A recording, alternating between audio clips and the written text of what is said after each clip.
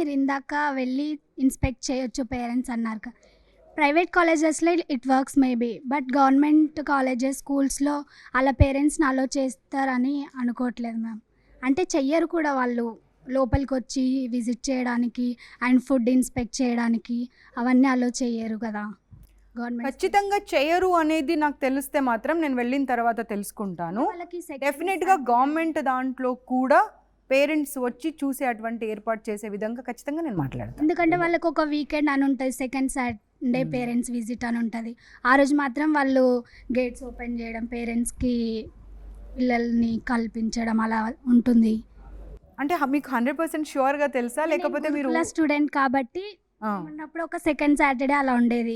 ఆ రోజు పేరెంట్స్ అందరు వస్తారు, పిల్లల్ని కలుస్తారు, ఆ రోజు వెళ్తారు. కానీ లోపలికి వచ్చి ఫుడ్ ఇన్స్పెక్ట్ చేయడం అవన్నీ నేను చూడలేదు, నేను ఉన్నప్పుడు చూడలేదు. ఫుడ్ ఇన్స్పెక్ట్ చేయడం ఇన్ ద సెన్స్ వచ్చి డైనింగ్ హాల్లో మీతో పాటు కూర్చొని తింటే అదే ఇన్స్పెక్షన్ కదా.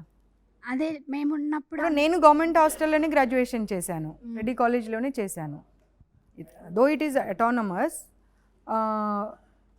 మేము మా బంధువులు కానివ్వండి ఎవరన్నా వస్తే మేము తీసుకెళ్లే వాళ్ళం డైనింగ్ హాల్కి కానివ్వండి, మా రూమ్కి కానివ్వండి, మా సిస్టర్స్ కానివ్వండి, పేరెంట్స్ కానివ్వండి, ఎవరైనా వస్తే తీసుకెళ్లే వాళ్ళం. So it depends on you also. ఇప్పుడు మీరు మెచ్యూర్డ్ గ్రాడ్యుయేషన్ పిల్లలు అయితేనేమో మీరు ధైర్యంగా చెప్పగలుగుతారు, అదే చిన్న పిల్లలు అయితే చెప్పలేరు. సో నేనేమంటాను, let the parents take the liberty. Parents liberty తీసుకొని మేము ఇలాంటి ఇన్స్టిట్యూషన్లోనే వేస్తాము అని గనక ధైర్యంగా ఇన్స్టిట్యూషన్తో మాట్లాడితే ప్రతి ఒక్కరూ వాళ్ళ రూల్స్ రెగ్యులేషన్స్లలో ఇది పెడతారు.